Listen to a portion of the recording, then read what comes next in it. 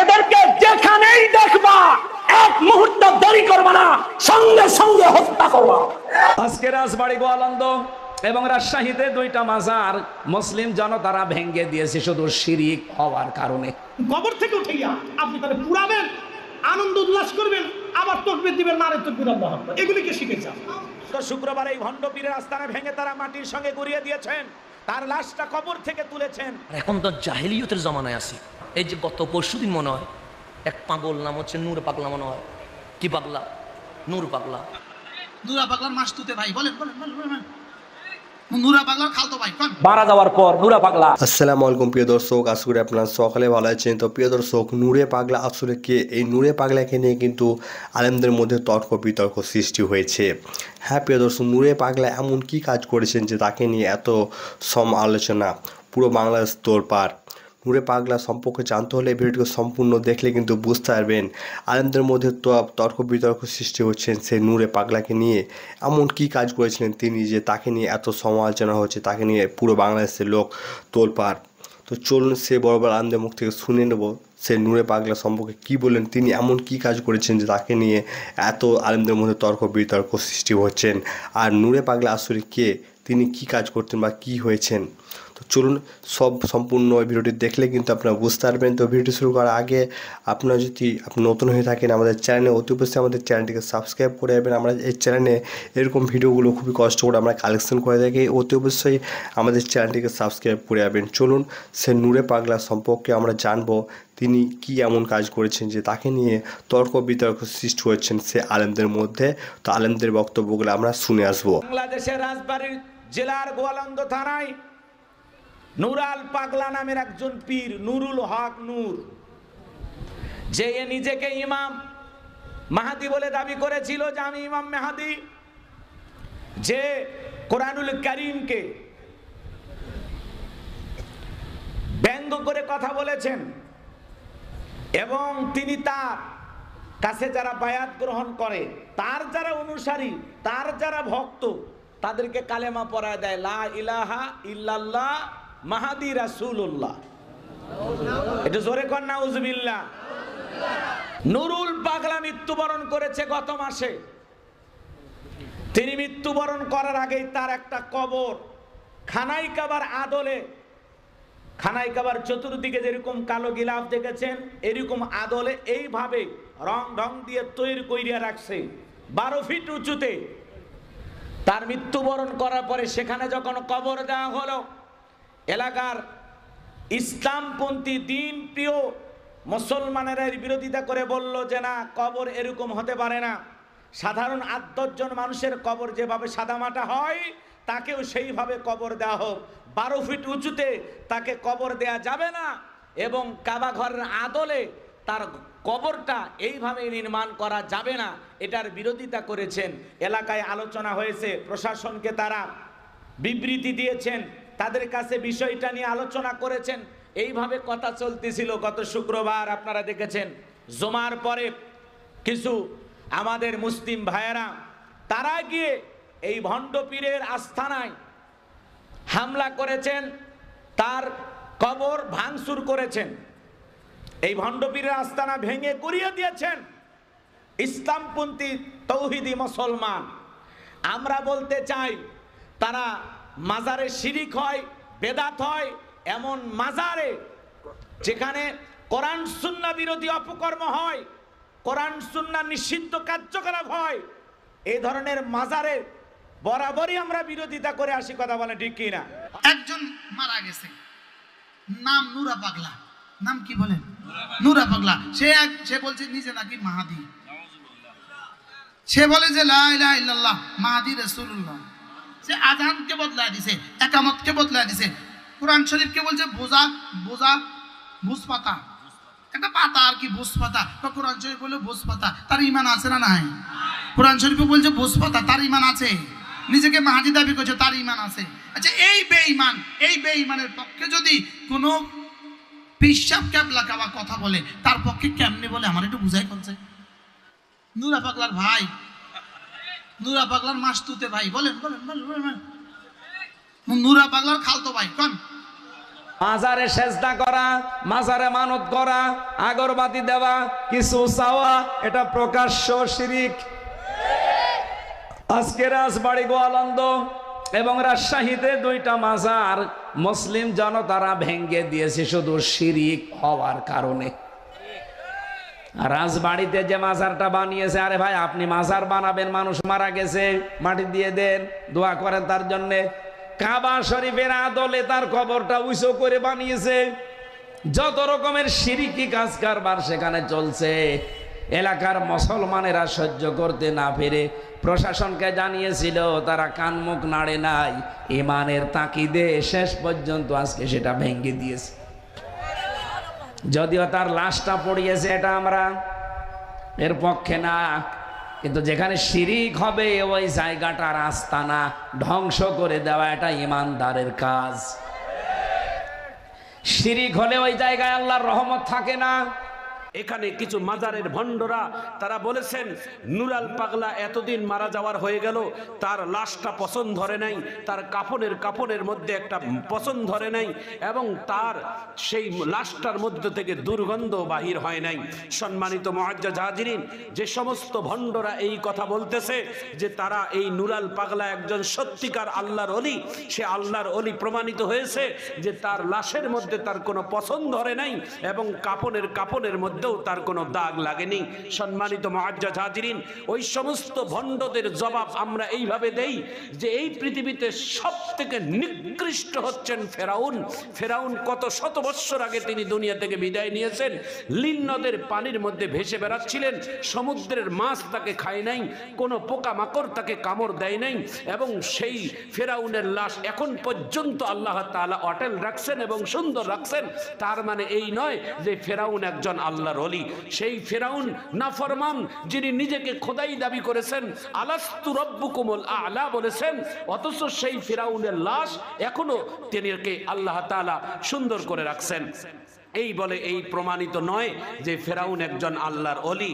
কিন্তু সম্মানিত মুআজ্জাজ হাজিরিন, যেই নুরাল পাগলা নিজেকে, সেই লোকটা নামাজ পড়ে নাই, রোজা রাখে নাই, হজ করে নাই, যাকাত দেয় নাই, নিজেও সেই কোরআন পড়া যায় না, জানে না, আল্লাহর কোরআন নিয়ে কত বড় মিথ্যা রটনা করেছেন, নিজেকে ইমাম মেহেদী বলে তিনি পরিচয় দিয়েছেন। সম্মানিত মুআজ্জাজ হাজিরিন, এই নুরাল পাগলা কিভাবে আল্লাহর ওলি হয়, এটা আপনাদের কাছে আমাদের প্রশ্ন। কিন্তু একটি জিনিস আপনাদের কাছে আমরা স্পষ্ট জানিয়ে দেই, নুরাল পাগলা একজন আচ্ছা ভণ্ড এবং সব থেকে এদেশের একজন ভণ্ড বলে আখ্যা, এটা আমরাও স্বীকার করি।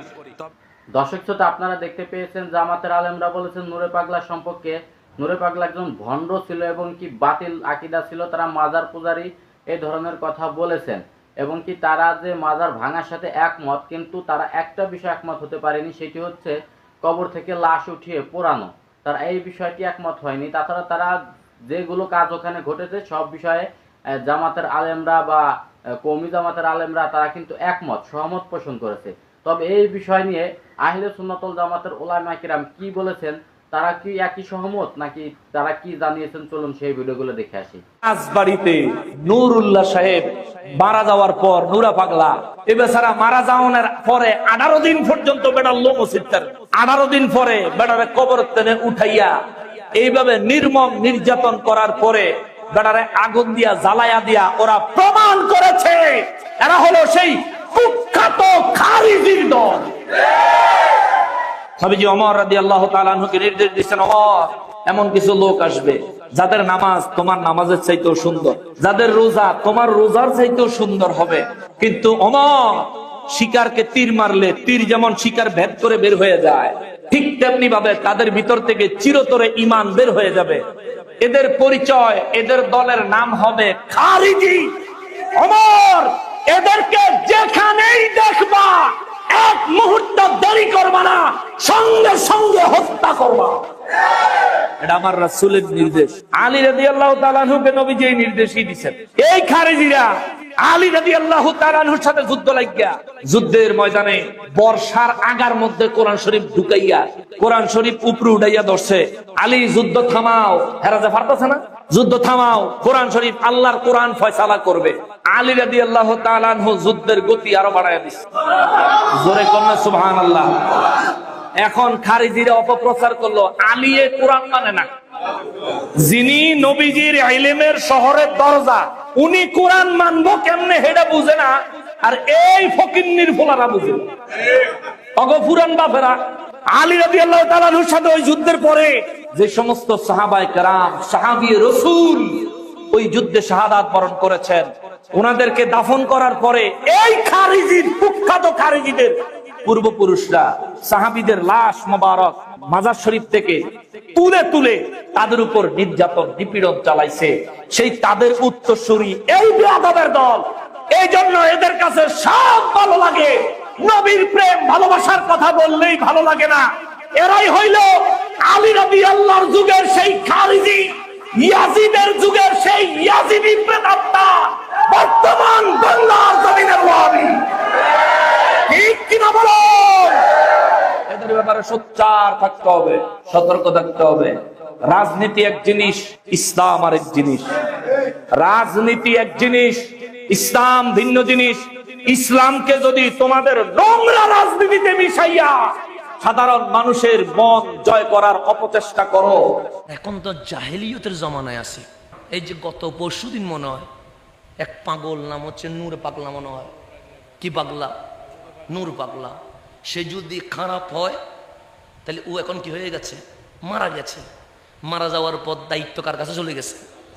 আল্লাহর কাছে চলে গেছে। তাকে কবর থেকে তুলে ডাইরেক্ট কি করে দিয়েছে? আগুনে ফুরাই দিছে। নাম দিছে তৌহিদি জনতা। কি জনতা? আমার কামলিওয়ালা খারেজি সম্পর্কে আমাদেরকে ভবিষ্যৎবাণী করেছে যে ওরা পশুর চেয়ে নিকৃষ্ট হবে, এত বেশি উগ্র হবে, জাহেলিয়তের জামানাকে হার মানাইয়া দিবে। রাসূল বলে গেছে। দেখেন কবর থেকে কি করে ফেলছে, লাশ তুলছে, তুলে রাস্তার মাঝখানে এনে উৎসব করে আগুন দিয়ে কি করেছে, জ্বালিয়েছে।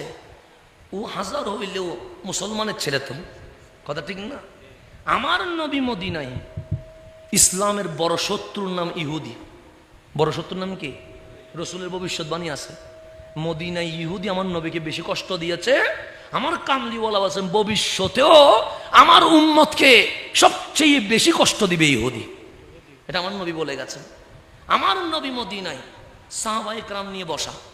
কাদেরকে নিয়ে বসা? সাহাবায়ে কেরামকে নিয়ে বসা। সামনে একটা লাশ যাচ্ছে, মানে মরা লাশ যাচ্ছে।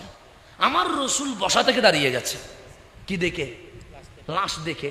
তো ডানের সাহাবী বলছে, নবী গো দাঁড়ানোর দরকার নাই, ও হুয়া মিনাল ইয়াহুদ, সে মুসলমান নয়, সে কি ইহুদি, আমাদের শত্রু, সারা জীবন আমাদের বিরোধিতা করেছে, তো সে মরেছে, এটা আনন্দের বিষয়। আপনি দাঁড়াইয়া গেলেন কেন? সাহাবায়ে কেরাম আমার নবীর চোখের দিকে তাকায়া দেখছে কামলিওয়ালা দুই চোখ দিয়ে চোখের পানি বেয়ে বেয়ে পড়তেছেন। কাল লাশ দেখে, ইহুদির লাশ দেখে নবী কান্না করতেছে। সাহাবায়ে কেরাম কান্না করা দেখে আশ্চর্য হয়ে বলছে, নবী গো ও সারা জিন্দেগি আমাদের বিরোধিতা করেছে, সে যে মারা গেছে, কান্নার তো কিছু নাই, আপনি কাঁদছেন কেন? আমার নবী বলছেন, আমি কাঁদছি এই কারণে, আমি রহমাতুল লিল আলামিন, আমি এসেছি জাহান্নামীরে জান্নাতি বানাইতে। তার সামনে আমি ছিলাম, তাকে আমি কালিমার দাওয়াত দিয়েছি, তাকে আমি কোরআন তেলাওয়াত শুনিয়েছি। কাশ যদি সকালেও ঈমান আনতো, সে জান্নাতে চলে যেত। আমি কাঁদছি এই কারণে, আমার চোখের সামনে চলে যাচ্ছে, অথচ জাহান্নামে চলে যাচ্ছে। আমি নবী যে তার জান্নাতি বানাইতে পারলাম না, সেই জন্য আমি নবী চোখের পানি ছেড়ে দিয়েছি। ইহুদি জাহান্নামে যাবে, নবী কান্না করতেছে। ইহুদি জাহান্নামে যাবে, তা আমার নবী তো যদি তৌহিদি জনতার মতো হইতো, ওরা নামায় আগুন দিয়ে কি করে ফেলতো, ফুড়ি ফেলতো। মানুষের ভিতরে গুণ আছে, বেগুন আছে, বাঘের স্বভাব মানুষের ভিতরে আছে। দেখবেন কোন মানুষের হিংস্রতা আসে, এত হিংস্রতা আস্তে আস্তে মানুষ পিটিতে মানুষ মেরে ফেলে দেয়। এত হিংস্রতা কবরের ভিতর থেকে লাশ উঠে পুরানোর দরকার আছে। একটা মানুষ দুনিয়া থেকে ভুল করছিল, আপনি দুনিয়াতে তাকে শাস্তি দেন, কবরে চলে যাওয়ার পরে তার শাস্তি আল্লাহর হাতে। কথা কন না, ঠিক কিনা? কার হাতে? আল্লাহর হাতে। আমি জানি, যতটুকু শুনেছি, সে নিজেকে মাহাদি দাবি করছে, ইমাম মাহাদি দাবি করছে। সত্য না মিথ্যা আমি বলতে পারবো না। যদি সত্য হয়ে থাকে তাহলে আল্লাহর উপর তার ফায়সালা, কারণ কোরআন ও সুন্নাহের বিধান অনুযায়ী যদি সে সত্য নিজেকে মাহাদি হিসেবে দাবি করে থাকে, তাহলে সে আর মুসলমানের কাতারে নাই, সে বেঈমানের কাতারে চলে গেছে। আর যদি মাহাদি দাবি করে না থাকে, সেটা তো আল্লাহর দরবারে তার হিসাব আমরা দিয়ে দিলাম। কিন্তু কবর থেকে উঠে তো দুনিয়াতে আইনা আগুন দিয়ে পুড়াইয়া এই হিংস্রতা, নৃশংসতা আমাদের দেখানোর তো কোনো প্রয়োজন নেই। এটা কি ধরনের ইসলাম আমি বুঝলাম না। এটা কে শেখায়, কারা শিখে এগুলো আমি বুঝি না। আপনি অন্য কোথাও নিয়ে যান, তাকে অন্য কোথাও আপনি পানির ভিতরে, মাটির ভিতরে দাফন করে দেন, অসুবিধা। কিন্তু কবর থেকে উঠাইয়া আপনি তাকে পুরাবেন, আনন্দ উল্লাস করবেন, আবার তাকবীর দিবেন, নারে তাকবীর আল্লাহু আকবার, এগুলিকে শিখেছেন। আপনি ওয়াকাম করবেন আর তাকবীর দিবেন, আল্লাহ নাম দেখাবেন আপনি মুসলমান, মুসলমানিত্ব দেখে সারা বিশ্বকে দেখাবেন যে বাংলাদেশে কবরের ভিতর থেকে লাশ উঠিয়ে পুরানো হয়। তাহলে ওই দেশের মানুষ তো খুব হিংস্র, উগ্র আর বদমেজাজি, বদচরিত্রী। সারা পৃথিবীতে একটা ভুল মেসেজ সারা ওয়ার্ল্ডে চলে গেল। এটা আগামী 10 বছরের জন্য আমাদের জন্য ক্ষতি আসবে, ভালো কিছু আসবে না। কি কথা কন না কেন? কি আসবে? ক্ষতি আসবে, ভালো কিছু আশা করা যায় না তো, অনেক ক্ষতি আসবে। এগুলি কে শিখেছে? আমার দিকে তাকান তো, ফেরাউনের চাইতে বড় কাফের কেউ আছে না? একসাথে বলেন, জোরে বলেন। ফেরাউনের চাইতে বড় কাফের কেউ আছে? ফেরাউনের লাশ কি পচছে? ফেরাউনের লাশ অক্ষত রাখছে কে? কেন রাখছে? হ্যাঁ, জোরে জোরে বলেন। ফেরাউনের লাশ পাওয়া গেছে, যখন পাওয়া গেছে তখন কি বড় বড় আলেমরা দুনিয়াতে ছিল না? বড় বড় ইমামরা ছিল না? মুহাদ্দিসরা ছিল না? তখন মুসলিম খেলাফত ছিল না? মুসলমান আমিররা ছিল না? ওর লাশ তো পুরাইল না, ওর লাশ তো পুরাইল না। আবু জেহেলের কবর থেকে উঠাইয়া তার হাড্ডি গুড্ডি তো কেউ পুরাইল না। আল্লাহ রাসূলকে যে পরিমাণে কষ্ট দিছে, কোন সাহাবী তো তার লাশ পুরাইল না। বলুন আপনি আমাকে, বদরের প্রান্তরে আবু জেহেল তো মারা গেছে, ওতবা, সাইবা, মুগিরা মারা গেছে, আবু লাহাব মরে গেছে। তাব্বাত ইয়াদা আবি লাহাবি ওয়া তাব্বা। আল্লাহ কোরআন নাযিল করেছে তাদের বিরুদ্ধে, তারা মরে গেল, তাদের লাশ তো কোনো সাহাবী পুরাইল না।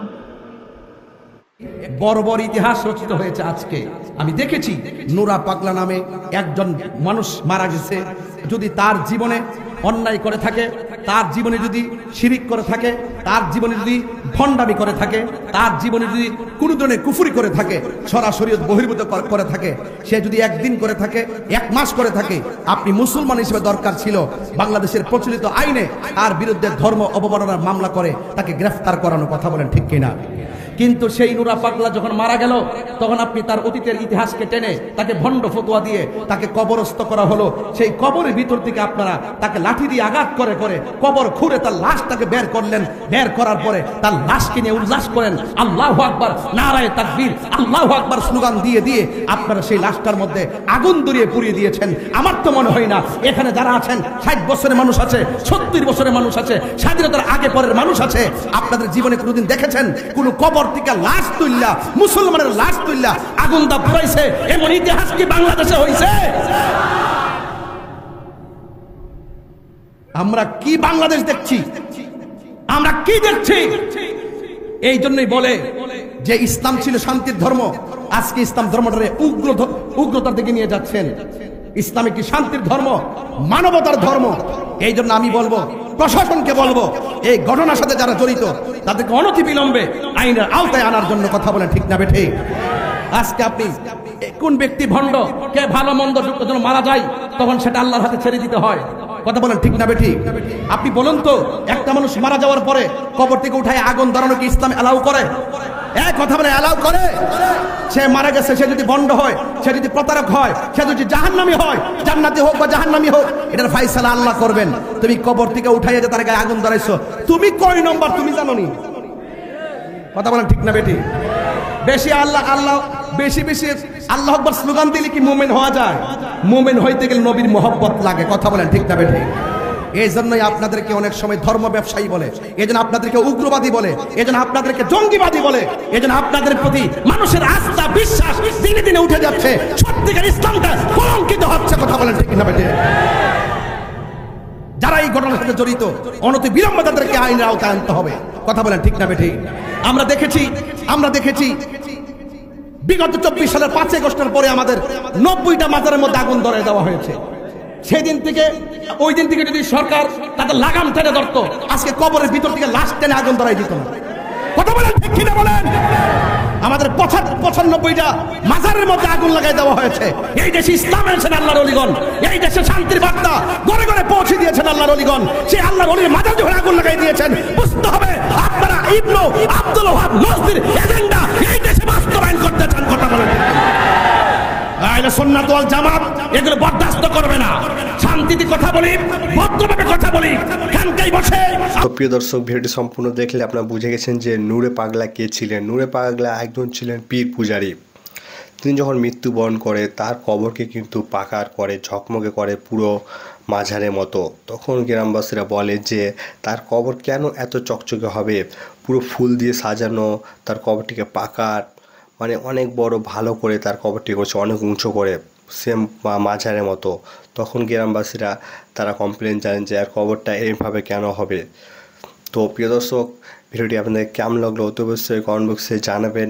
এরকমই গুরুত্বপূর্ণ তথ্য সঠিক পেতে হলে আমাদের চ্যানেলটিকে সাবস্ক্রাইব করে দেবেন। আমরা এই চ্যানেলে কিন্তু নিত্য নতুন ইসলামিক পর্যায়ে ভিডিও আপলোড করে থাকি। তো অতি অবশ্যই আমাদের আল্লাহ চ্যানেলটিকে সাবস্ক্রাইব করে দেবেন, ভিডিওটিকে বেশ বেশ করে শেয়ার করে দেবেন, আমাদের মা বোন থেকে দেখার সুযোগ করে দেবেন। তো দেখা হবে নতুন একটি ভিডিওর সাথে।